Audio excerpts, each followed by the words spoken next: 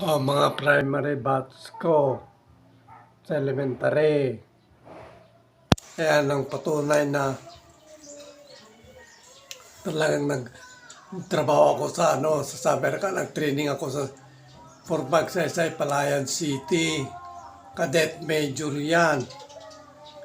Yung mga sinasabi niyo, mga hambog, hindi totoo. Ayan na, ito, magpapatunay, certification. Nandito kasi sa Bagyo, hindi ko dinala dito sa Lawag ngayon.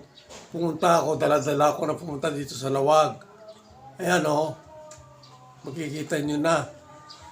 At pati na yung mga classmate ko sa college. Naalala ko tuloy yung mga dating official ko sa ROTC na requirement na pagiging advanced ROTC, kailangan may summer camp training ka. Ayan buong nationwide yan.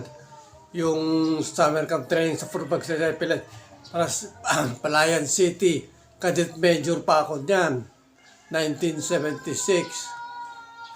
Masasabi nyo, mga kapatid, kasamahan ko sa mga ROTC noon.